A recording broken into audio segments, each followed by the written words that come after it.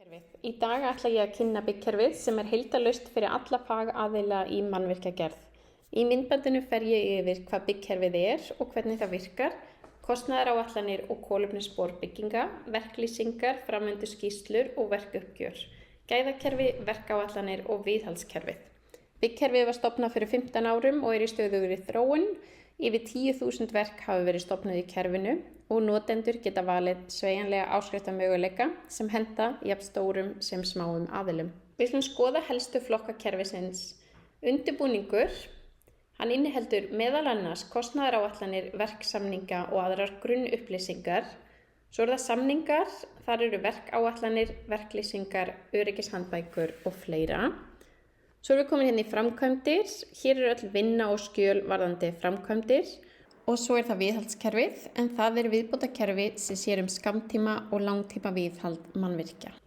Við ætlum að fara stutt í hvern hluta fyrir sig eða nokkra af hlutunum, en önnur myndbönd munu svo kafa dýpra í einstakar hluta kerfisins.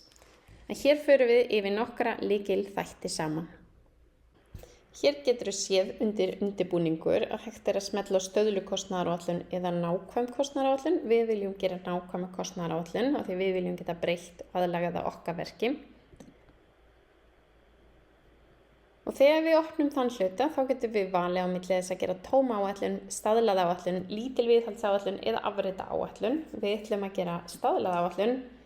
Við ætlum að velja 4 einbýlishús á 2-3 hæðum úr steinstöpu, en hér getur við séð að þú getur valið á milli 22 áætlana, staðlaðra áætlana.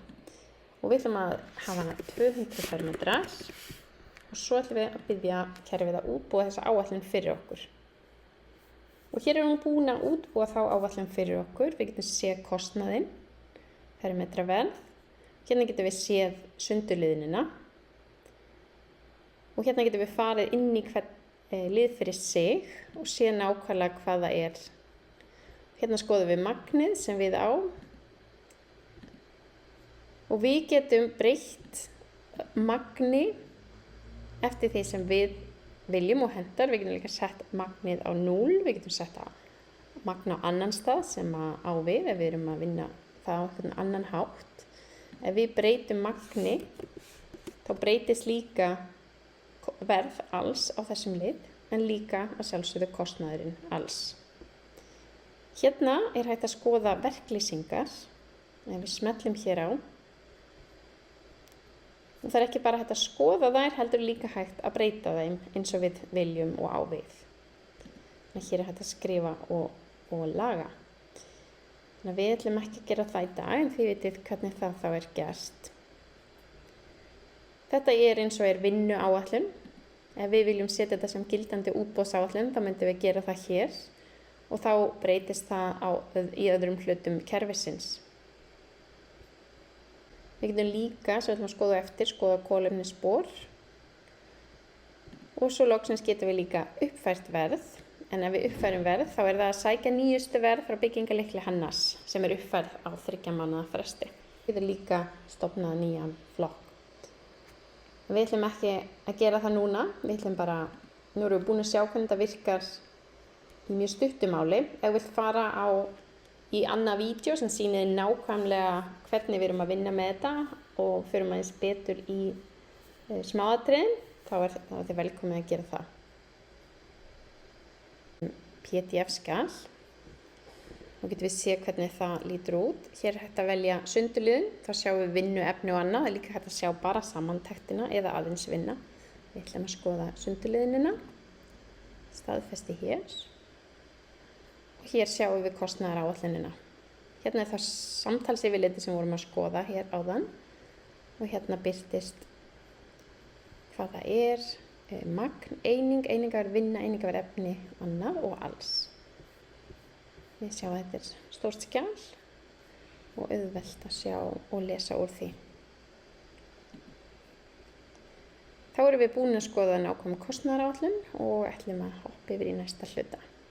Og hérna vil ég velja 2 verklýsingar undir samningar og þá ég komin í verklýsingakaflann. Vegna þess að ég valdi þetta sem gildandi útboðsáætlun, þá kemur hún upp hér. Og ég ætla að breyta, skoða aðeins hvað hér á bakvið. Og hérna sjáum þið að ég get farið í kaflana og liðina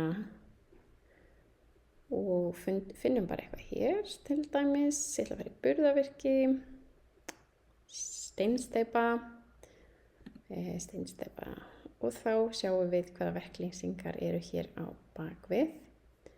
Og ég get líka breytt þeim hérna inni ef ég vil. Þannig að ég get farið og skoðað alla verklýsingarnar og aðlagað og svo bara vista ég. Líka þetta ná ég hvern hluta fyrir sig sem Word-skjal eða skoða það Word-forskoðun hér. Svo vil ég fara hér tilbaka.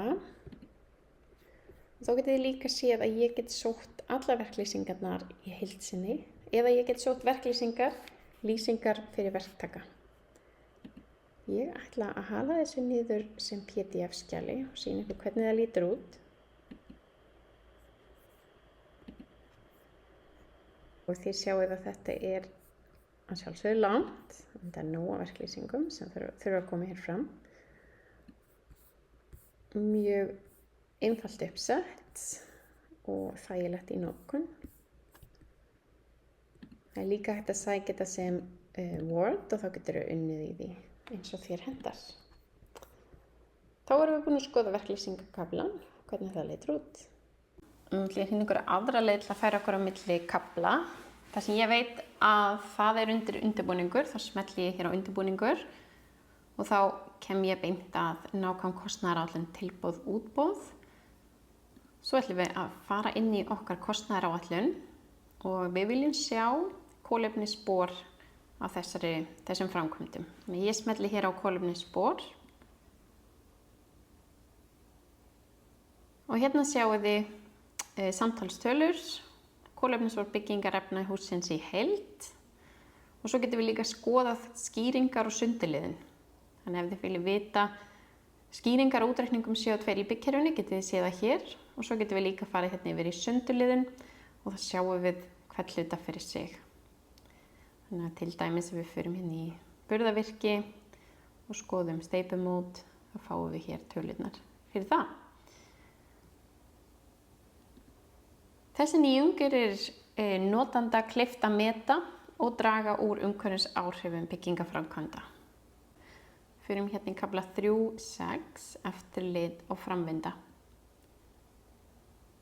Hérna getum við ýtt á framvinda og svo ætlum við að búa til framvinduskýrslu eða bæta við framvinduskýrslu. Og eins og þið sáu þá var hægt að afrita fyrir skýrslu en við ætlum ekki að gera það, við ætlum að búa til nýja. Og hérna getum við fyllt inn stöðu verksins, en kerfið sækir fyrir okkur gögn frá öðrum köflum kerfisins. Hérna myndum við setja áætlun framvindan. Hérna er gátlista, við getum valið gátlista sem við höfum gert í kerfinu, við höfum ekki búið neitt til ennþá. Hérna getum við sótt áætlun, verkáætlun. Hérna getum við sótt stöðu verksins, endurskoða verkáætlun ef við á, kostnaðaráætlun, hérna sækjum við þá kostnaðaráætlun sem við höfum verið að vinna með. Þá kemur hún hérna fram. Ég ætla ekki að fara yfir allt, en hérna eru verkuppgjör og þetta er mjög einfalt í notkun, þetta er allt tengt innan kerfisins og þetta auðveldar rosalega skýrslugerðina og eftirlit með framvindu verka og auðveldar inngrip í frávik bæði í kostnaði og í verktíma. Hérna er greiðslufyrirkomulag og uppgjör verka. Hér er einfalt að skrá það magn sem unnin hefur verið á hverju tímabili og reikna út greiðslur til verktaka. Förum hérna í verkuppgjör og við ætlum að lesa inn tilboðssamning. Hér sjáum þið að þetta er útboðsgagn úr byggkerfinu. Við erum bara með eina valda sem útboðsgagn, svo við veljum hana. Líka er hægt að lesa inn Excel-skrá með liðum. Við ætlum ekki að haka í það í dag. Og hér sjáum þið þá að við erum komið með kostnaðinn og skiptinguna á kostnaðaráætluninni sem við erum að vinna með núna. Hérna setjum við inn upplýsingar sjálfsögðu. Við ætlum ekki að gera það hér. Og hérna er svo sundurliðunin okkar. Hér sjáum þið magn, einingaverð og alls. Við ætlum að stofna nýtt verkuppgjör, staðfestum hér. Og nú viljum við segja, fara til dæmis niður í, förum hérna bara í jarðvinnuna. gröftur og blottfyllingur. Segjum svo að magni hér er 200.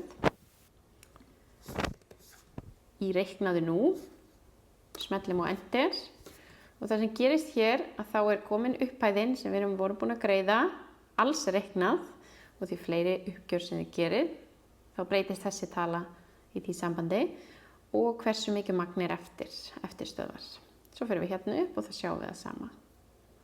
Í jarðvinnu þá erum við búin að greiða þetta. Þannig að við getum unnið svona og sett inn magn af því sem við erum búin að greiða. En kerfið gerir uppgjör verka einfaldari og skýrari og hér er mjög auðvelt og þægilegt að sjá hvað hefur verið reiknað og hvað stendur eftir.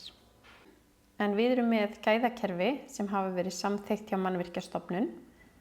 Ef við smellum hér á byggkerfið, gæðakerfi, stofnun og viðhald, fyrir hér í stofnun og viðhald, þá sjáum við að hér eru nú þegar gæðakerfi sem búið að setja inn, en við ætlum að stofna nýtt. Við ætlum að velja, þið sjáum að hér er gæðakerfi verktaka, byggingarstjóra, hönnuða og meistara.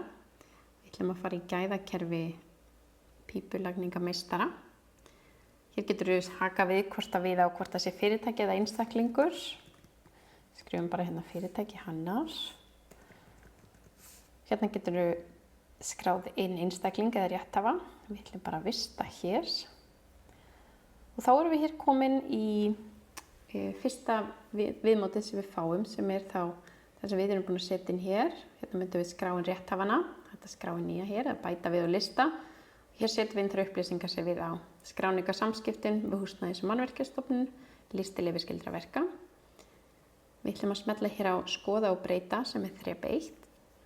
Hérna erum við með flokkana sem eru almennt, flokkur A, flokkur B, flokkur C.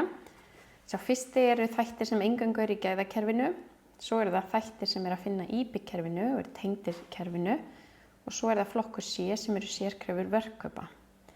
En þau eru ekki skylda gagnvart mannvirkjalögum.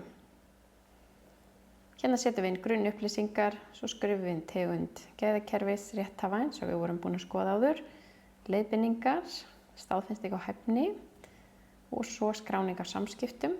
Hérna er líka hægt að veita HMS eftirlitsaðgang beint og hökum við hér í. Hérna eru þættirnir eingöngu í gæðakerfinu. Prófum bara að opna hérna almenn lýsing á gæðakerfið innmeistara. Þá erum við með texta hér, en þetta er eitthvað sem þú getur aðlagað, breytt og unni með. Svo koma hér viðbótargögn ef einhver eru og athugasemdir, skráning verksins og aftur viðbótargögn. Og hver gæðakerfi er ólíkt eftir því hvaða gæðakerfi það er, við hvað á. Svo skoðum við hérna flokkur B, þættir í byggkerfinu. Til dæmis getum við skoðað skráningarsamskiptum iðnmeistara og byggingarstjóra. Þá er komin hérna texti fyrir þig, skráning verksins og þá erum við búin að beintengja það við fundagerðir. Þannig að þetta er alltaf tengt því sem er í byggkerfinu. Hérna til dæmis er upplýsingar efni sem lagðar eru fram til samþykktar í verkinu og fleira. Og þá er það búið að tengja það við vottanir, prófanir, efnislýsingar og ábyrgðarskírteini. Það er ýmislegt að finna í byggkerfinu. Við erum aðeins að fara yfir smá hluta af öllum pakkanum. Svo hérna er sérkröfur verkkaupa ef þið viljið nota þann hluta. Og hérna er alltaf hægt að vista það sem PDF eins og við erum búin að ræða. En þá erum við búin að fara yfir gæðakerfi.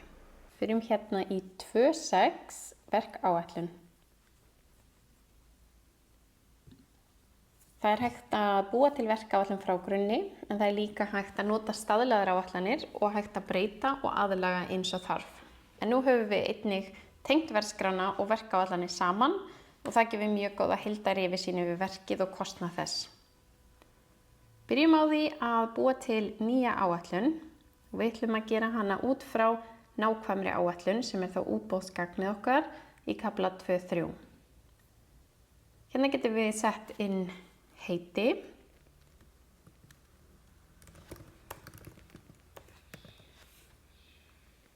Og við ætlum að segja að við séum að fara að byrja í september 2025. Hér er búið að setja tímaverð fyrir hönnun og tímaverð fyrir verkþætti. Þið getið breytt þessu eins og þið viljið hér eða á eftir þegar við erum búin að búa til áætlunina og förum svo áfram. Svo getum við sett inn hversu margar hæðir eru. Setjum hér inn 2. Svo getum við valið hvort séu steyptar undirstöður og neðsta plata, já. Steypt plata yfir efstu hæð, já. Svo hér setjum við inn auka álag í prósentum, ætlum að setja 5%, en það er þá sett á alla verkþætti til að gera ráð fyrir erfiðum ytri aðstæðum eins og snjó og frosti þegar verk er unnið að vetri til. Förum svo hér áfram og hérna getum við breytt manntímum, en það er líka hægt að gera það seinna í ferlinu og svo vistum við hér. Hér getur þú aðlagað og breytt dagsetningum, fjölda starfsmanna, tímalengd og hér til dæmis setur inn starfsmannafjöldan. Hér eru manntímarnir sem búið að reikna út fyrir okkur, tímagjaldið, hvenær við ætlum að hefja þennan hluta, hvenær þið lýkur og svo hér eru verklýsingarnar. Segjum sem svo að ég ætla að segja að þessu til dæmis 2 starfsmenn hér. Það sem gerist, hann segir fyrst að þetta er hlutabundin leið. Viltu færa næstu verkþætti sjálfkrafa? Já, við viljum gera það. Og þá endurreiknar hann hér lengdina á tímanum, hversu langan tíma það tekur. Þannig að þá styttist tíminn sem það tekur að vinna þetta.